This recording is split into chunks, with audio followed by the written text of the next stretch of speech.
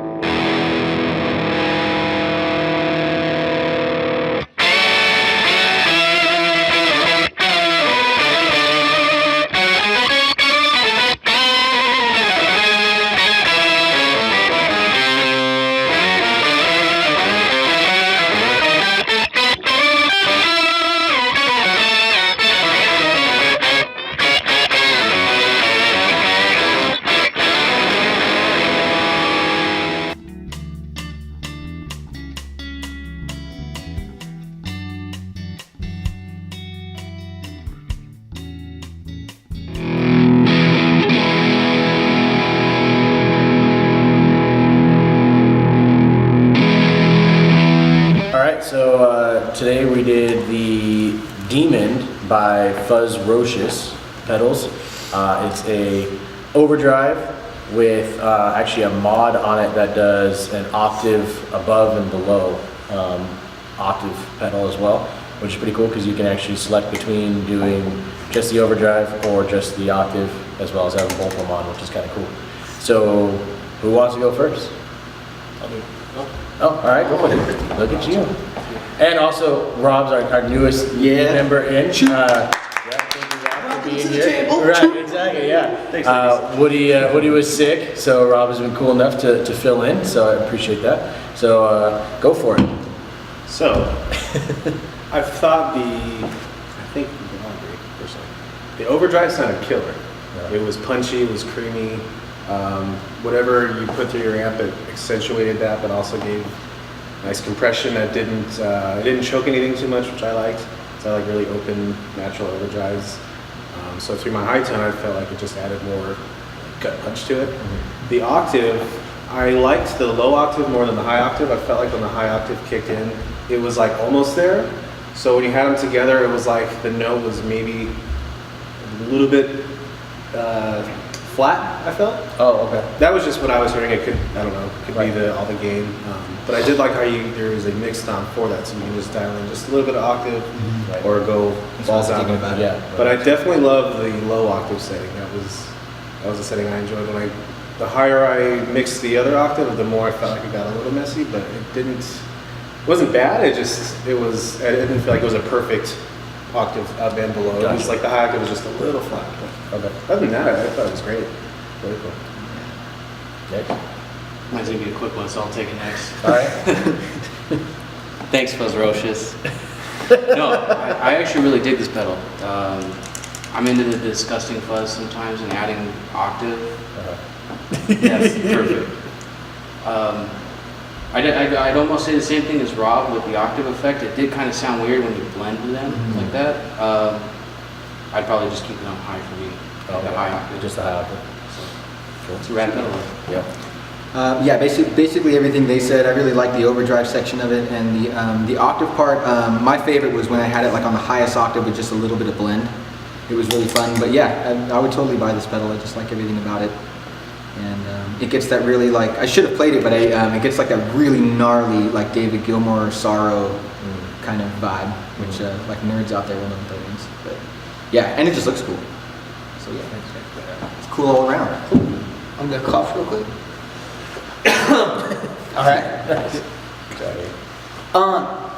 I was really surprised by this. We get, as you guys know, we get a lot of random gear in, and you're like, who wants to put a foot vibrator along with a harmonizer button, but it's got a delay.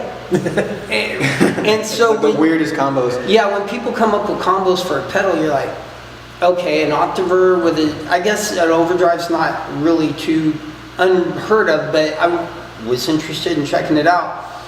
First thing I did was hit the overdrive, and it lit up. If you watch my thing, I turn it on and off a few times, and I have a really tubey sound on my amp to where any gain I get is not really fabricated. It's all just like tubes getting hot. And the overdrive on this was unreal. I was blown away. It sounded so good. It was so full and creamy. The volume button is a volume button, but it really didn't make a level difference, and that kind of caught me off guard a little bit because it says volume. I thought, you turn all the way left, it does kill it, but then from on to all the way on, there's not really a big volume change at all. Tone and drive were good, they were accurate, and the response was great. An issue I had with and I don't know what part of it happened, but as I was clicking it on and off, twice out of probably the dozen times I was stomping on it, it came in like the distortion just didn't grab. It was like real thin, and it sounded like something didn't catch. Oh, wow. And then I turned it off and turned it on again, and then there it was. And I'm like, that's weird, because normally, you wonder, well, do I got a bad cable? Is there something wrong with my amp? What's causing this not to sound No awesome. bad cables here. Yeah. No But, bad cables here. but knowing that's not the case, I don't know where that hang up was, but there was a couple times it was just like I hit it and it was just weak and thin, and I'm like, whoa, so maybe that's the demon inside just all, Yeah. there's a tone today. Yeah. Not now. Yeah. The Harmony Octaver really surprised me and was fun and blended good with their overdrive. The only thing that I wasn't a fan of, and it's probably just something that it would take me time to get the hang of, it almost seems like there's an effect on it. So it's not just like there's a note and then there's the octave. It's this weird kind of either chorusy or something, and it does make it thicker, but then it also kind of, you can't really trust, at least in the few minutes I had, that it was going to be a good bonus to it. Gotcha. You know, I've done a lot of octavers where you hit the button and then there's your octave, high, low, blend, that worked fine. But whatever effect they have on it, sometimes you're like, yeah, and then you're sometimes like, whoa, and I think that's where you were getting that pitch doesn't sound right, or something's just off. Again, could be the demon inside. Could be the demon. But overall, this was a really fun pedal, and for my rig, because I don't have a lot in front of it, it's so just plain, this really brought a lot to it. And so I think it was really fun, and I'm glad we got a chance. Well, certainly, I'm glad that we played this. You know, I saw both pros and cons regarding it. The first thing that jumped out to me was, you know, we're working musicians, and if we're going to spend money on gear, it has to be gear which is going to stand up to playing gigs. And so when I saw this, you know, nice heavy-duty metal box, no plastic, that looks to me can get broken, nice metal screws in the back, I thought, okay, this is solid, it's going to stand up to gigging. It looks to me like the initial impression, quality piece of equipment. I really like that a lot. I thought the graphics were pretty cool. I like the idea of pedal manufacturers trying to come up with combinations for musicians. Personally, this combination doesn't work for me, but that could be a variety of reasons. It could be the way that my style of music. It could be that I haven't had enough time with it. It could be any of those. So it may work great for your gig tomorrow night, and it may be something that I'm not going to use. A few things did jump out at me. First of all, I was told that, you know, we've been calling it an overdrive and an octave effect. I didn't hear an overdrive. I heard a fuzz pedal. To me, this was much more of a fuzz, and I'll tell you how I came to that conclusion. I started with the drive right at 12 o'clock, which is half of its capacity. And it sounded pretty fuzzy to me there, so I used my usual trick of dialing it back to just 9 o'clock.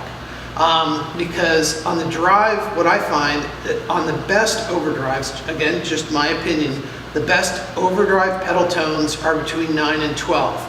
I think if you get to 1 or you get beyond that, the overdrive is just so balls out that you lose your definition and diction with your notes. And then it just becomes like a constant signal, really, which is hard to define.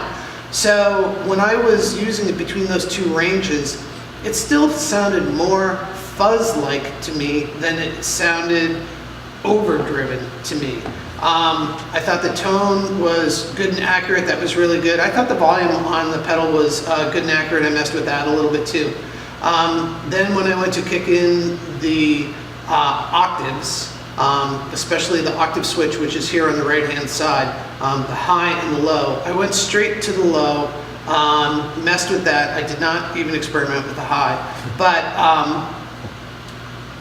to me, not just this octave pedal, but almost all octave pedals to me sound robotic. So if you're thinking about playing a piece where you have harmonics in it, you know, I mean, Rush, Allman's, you know, name your band where you have people who are playing guitar harmonies, you know, they're usually playing, many times they're playing on clean channels, and and those parts don't sound robotic. They don't sound mechanical. This sounds, and not just this pedal, but the other octave pedals we've played, to me sound robotic. And as soon as I hear that in the pedal, I mean, I tried to give it a fair chance. I just want to turn it off, because the last thing I want to do with my guitar is sound robotic. You know, I'm really just trying to make the instrument speak. I'm trying to humanize it as much as I can, including making mistakes, which I make a shitload of. But It's style. That's style. I like it. That's my style. That's why you're sitting next to me. That's where I'm at. So really, I thought that you know, give them an A for effort, being out there trying to put combinations together. This combination just didn't work for me. I like the design. I like the quality of the pedal. The harmonics just didn't happen for me. So. You know, I did at the 9 and 10 o'clock position, I did like the tone of the overdrive or fuzz or whatever we're going to call it. I thought that was pretty good. I thought once you got past 1 o'clock though on it that it's nothing that I could articulate. You know, it would just get way out of control for me. But other than that, that was kind of my impression. And again, you know, like all these pedals that we test, you know, we're only messing with them for 15 minutes, you know, and sometimes going to school on each other. Yeah. That's a lot different than if you have a pedal and you have a week to get ready to use it at a gig. Yeah. So, there we go. Cool. Did you have something? I was just gonna ask if it was polyphonic or not. I don't think it is. I don't know if they mention it. No, I didn't see that. What specific style? Yeah. That was my only other nerd question on it. Okay. So this pedal in its configuration with the mod goes for $255. Without the mod, which is the octave portion of it, you can get it just in the Demon, just as with the drive, is $155. So it's $100 for the mod. And that one is black, I think, right? Yeah, they have a couple different colors. They also have some, and this is the more... They have some cool colors. Yeah, and this is the more like production quality like version of what they have. They have a lot of pedals that are like all, and these are all handmade, that are all like hand painted. So they have like some really crazy ones that are all got like You showed me a faces photo of them with They have one with Ace Ventura in the front. That's what it was. His eyes are white. The lights and the actual eyeballs Ace for Ventura, it. baby. Yeah, so pretty rad. yeah, they've got some really cool stuff. So yeah, they're all handmade and that kind of thing. So I was actually, when I got this I knew which one they were sending me, but I didn't know what it looked like. And going on like their Instagram and some of their, you know, that kind of stuff, a lot of the photos on there were of the crazy painted ones. So I was kind of almost halfway expecting to get something like that. Yeah. But then when I got this, I pulled it up, I was actually really pleasantly surprised. Because, I mean, this thing looks like it's in a shop, you know, it looks like it's ready to go in, you know, a music store or whatever, you know, absolutely just ready to go. And it does look well built. Yeah, oh yeah, and you can feel, I mean, yeah, it's solid, it's, I mean, it's ready to rock and roll, so, yeah, I definitely appreciate that. I thought the idea of where the two lights were kind of a cool idea to know what was what, and they're also different colors, which is kind of cool, so you know which one's which when you turn them on, which is kind of rad. So I guess the next question is, would we buy it, or would you guys individually buy it? So, and you could say yes or no to either the full thing or the mod or whatever. Dave, you want to start? I know you want I'd this. definitely buy it. Yeah. They have like a papaya orange. Yeah, That's the one I want to get to, the orange, the plain orange. And you would buy it with the mod? Oh yeah. Yeah, okay. I'd find some way to make it. Some way to make it work, okay. For me, definite buy, because the mixing the octave and the overdrive and separating them is cool. Yeah. I'd probably just leave it on the lowest octave setting Okay. and leave it there and just get some crazy Black Keysy things. Gotcha. And then just leave the overdrive on all the time, which it kicks ass. And what level on the clock, where would you put the overdrive? I would have it, I think I had it around, I know I turned the tone up to brighten it, and I think the drive was right at noon when I was demoing it, I think. Okay. And it just, because I don't play with a lot of gain, I like the more natural breakup of like a tube, kind of like Billy was saying. Yep. And so for me and the band I play in, the other guy has like an orange, so he's much more the lower kind of guttural rhythm guy. I'm the leady guy. I play chimier and brighter. So if I can do anything that has like a nice mid shape to it and cut and kind of play off of him, then that's perfect for me. So in my band setting, the way that kind of adds like a creamier, I could do Clapton creamy, that kind of vibe. It does it in spades, and so I get, if I want to spend the extra money for the octave, I get the octave, but I have no problem, either the overdrive or the octave. Yeah, so I would get one or the other depending on what I wanted. But for me personally, I'd buy that. Yeah, cool. Yeah, same. I would buy the one with the octave on it just for experimentation, and sometimes like I could see that coming into play for if you just need a new flavor. Sometimes, Gotcha. Sometimes you just want a different. They're all fuzzes, but they still are all slightly, Right. So that would be fun to change out. Cool. I am a miser. I don't like spending a lot of money. I really like this pedal. I don't like carrying around 3,000 pedals either. Right. So I probably would buy this pedal, and I'd probably see if I could somehow haggle somebody down a couple bucks on it. I really like the mod. I don't understand it yet. There was times where I was like, oh yeah, but there was times where I was like, oh no. and I would like the mod so that I could actually get to where I know where that threshold was. Yeah. I think it's a great pedal, and I think what they're asking for is fair. Right. Of all the pedals that I would buy and put on my board, that would probably make the cut. But then again, I'd be like, yeah, dude, 200. But Gotcha. Well, I mean, with the mod being $100 more, if you were to take the mod off, I mean, is that? yeah, no, I like the You mod. want it with the mod? Okay. I would That's want fine. it I was with just the curious. mod. No, that's fine. I was just curious. Because if I'm gonna get I really like that overdrive, but you can find, little mini pedals, things that Right. don't take up that big of a footprint. Right, it is a big one. For an overdrive, Right. That's just and some of those you can get a cheap overdrive for $50 or whatever. Right. So if you're gonna drop $150, then you'd want some sauce to it or Gotcha. something. Okay.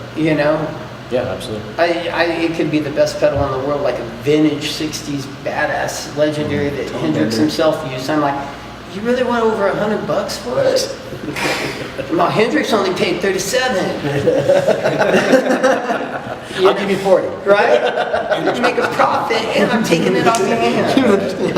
But at the same time, I like the pedal. Yeah, cool. Chris? I would definitely buy something from these guys. I just wouldn't buy this specific pedal. Gotcha, okay. So what I would really like is if they gave me a compressor here. Yeah. So if I had an overdrive and a compressor in the same pedal, and I have one from a different manufacturer, but that for me that's a really good combination. So if they offered that, to be honest, with the quality of the workmanship, I think I'm kind of with Billy, pushing anything over $200, you really have to wow me for a pedal.